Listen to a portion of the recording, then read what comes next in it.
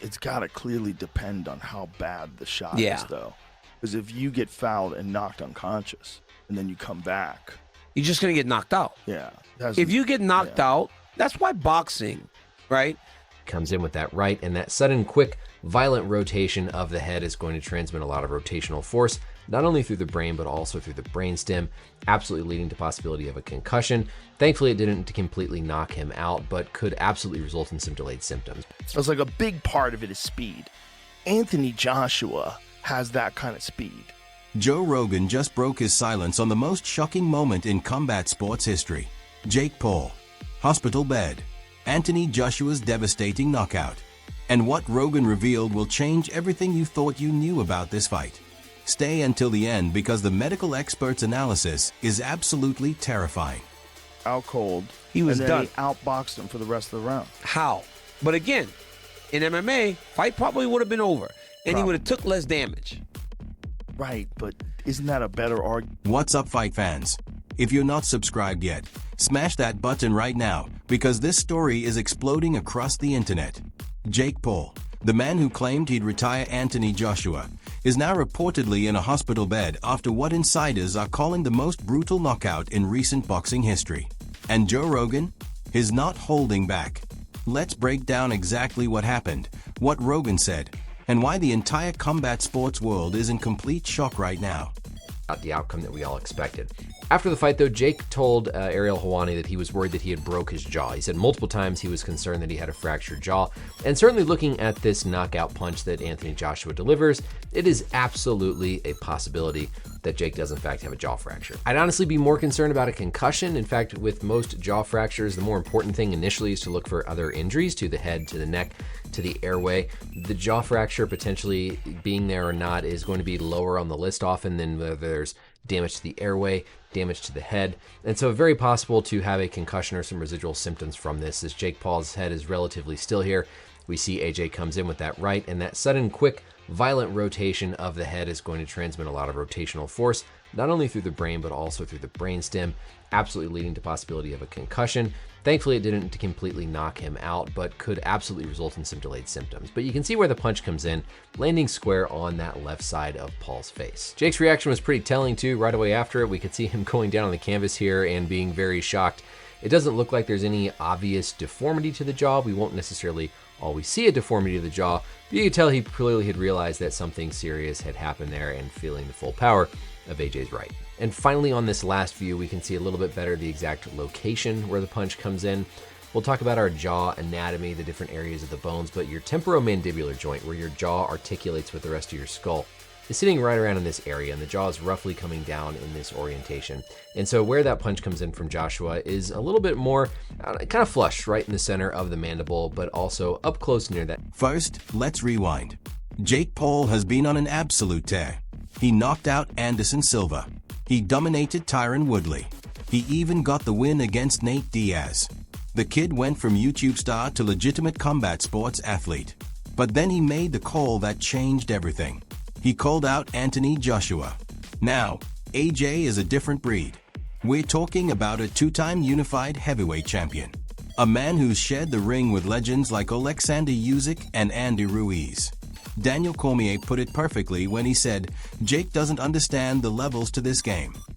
Even Tommy Fury, who beat Jake, warned him that facing AJ was career suicide. But Jake, he was confident. Too confident. What do you think about Jake Paul, Anthony Joshua? Boy. Well, realistically, it's one of the craziest propositions of all time. You take a guy who just had a boxing match that looks like a sparring match with a 58-year-old Mike Tyson, and then you're going to fight one of the absolute scariest knockout artists in the heavyweight division. Maybe we should watch the Francis Ngannou fight. So you could see, let's watch that real quick, just so you can see what Anthony Joshua is capable if he's fighting someone that's not in his league. Okay, look, Usyk beat him, and he beat him twice, and Andy Ruiz caught him in the first fight and dropped him and stopped him. Now here's where it gets really interesting. 2 days after the fight, Joe Rogan addresses it on his podcast with Ariel Helwani and Luke Thomas. And guys, Rogan doesn't hold back. Listen, I have respect for what Jake Paul has done. He took this seriously. He trained hard. But this was always going to happen. You can't go from fighting MMA guys and YouTubers to stepping in with a killer like Anthony Joshua. That knockout? That was a heavyweight champion's power. That's years of perfected technique meeting raw, devastating force. Jake got caught by someone who's been doing this at the highest level for over a decade. But then Rogan says something that sent shockwaves through the community. I hope Jake's okay. I really do. Because knockouts like that, they have consequences. We've seen fighters never be the same after taking that kind of shot. Dr. Brian Sutterer, the combat sports medical expert, broke down the knockout frame by frame. His analysis is chilling. You can see Jake's head snap back with incredible force. That's a massive acceleration-deceleration injury to the brain. When fighters end up hospitalized after knockouts like this, we're concerned about brain swelling, potential bleeding, and long-term cognitive effects. We watched the Jake Paul versus Anthony Joshua fight. I think I would say that my conclusions now still match most of what I said when I was watching on the initial broadcast, which is that Joshua, he did look a little rusty to me. I'm sorry, but he did. That Jake is, probably a little bit better than we suggested he might be. When I say we, I mean like the hardcore fight community, the fight fans, the people who work in the industry to a degree. Sometimes there is a suggestion that he can't do anything. And I would be like, wow, that's a little much. He can do stuff. I mean, it's limited what he can do. It's very limited what he can do. But there is a little bit too much anger towards him sometimes, or just dismissiveness, maybe is a better way to put that. And I don't really co-sign on some of that. He's got some ability. He's not good. Listen to me very carefully. He's not good. But is he the caricature that he is sometimes made out to be in terms of his pure boxing skill? I think it goes a little overboard sometimes. But that isn't the reason why I wanted to make this video. What I wanted to make this video about is two things. One, after the fight was over, I got on social media and people were like hugely negative about the fight. And I did not think that the fight was good. In fact, I thought the fight was, like most Jake Paul fights, pretty bad, although him surviving kind of feeds into the story of him being perhaps a little bit better than we sometimes think, although I don't really co-sign on that. Let me make the point. The first point is, I think people are overreacting a little bit. People were suggesting when I got on social media that this was like the biggest farce they'd ever seen in their life, and that this was, how could he fight like this, and this was a disaster, and Joshua should have got him out there earlier. There is probably some evidence to suggest that I don't think Joshua was carrying him in the sense of, hey, they coordinated this ahead of time. But was Joshua really stepping on the gas? No, I don't think he was really stepping on the gas. There were times I think he clearly pulled. According to sources close to Jake's team, he was transported to a local hospital immediately after the fight for precautionary CT scans and observation. Mike Tyson, who had trained with Jake for the exhibition match, reached out publicly saying, "Boxing is unforgiving.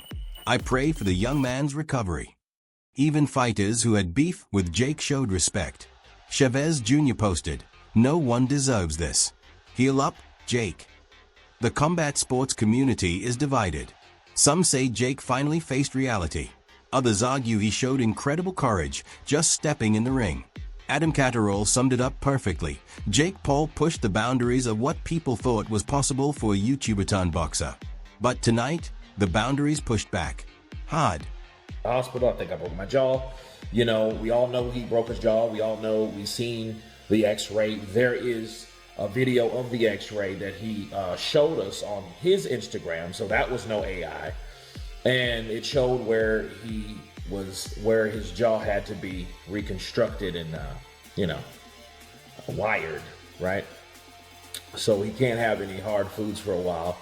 And again, I think Jake Paul is going to get respect for that, because it's one thing, because we all know about Jake. I think the problem with Jake was he was bullshitting us by giving us fights that we didn't want to see, for one, and for two, wasn't giving us fights most of the time of the people that could beat him.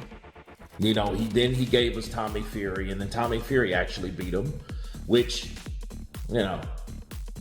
whatever. But he did drop Tommy Fury with a left hook, so that was an impressive thing he did against the guy. Well, can't say the only guy now, because AJ fought him and knocked him out. But, you know, other than that, though, fighting Mike Tyson, Anderson Silva, which Anderson Silva showed that he is still very dangerous and very, very ready at 50 years old. You know what I mean? Like, what he did to Tyron Woodley was classic Anderson Silva. You know, he picked his shots. You know what I mean? He moved with grace. He moved with wisdom, and he knew exactly what to do. And again, he should have went over to boxing a long time ago, but Jake beat him. So that just made Jake's, stock rise, right? In the sense of, hey, well, he beat Anderson. Let's talk about what the experts are saying about the actual technique that led to this knockout. Daniel Cormier broke it down on his show. AJ set that up perfectly. He made Jake think he could throw that jab safely. The moment Jake committed, AJ was already loading up that counter right hand. Textbook heavyweight boxing. Luke Thomas added, "This is what we mean when we talk about levels. Jake has decent fundamentals, but Anthony Joshua is operating at a completely different tier. The timing, the power, the ring IQ, it's not even close." Ariel Helwani raised an important question. What does this mean for Jake's career? Does he come back from this? Can he come back from this?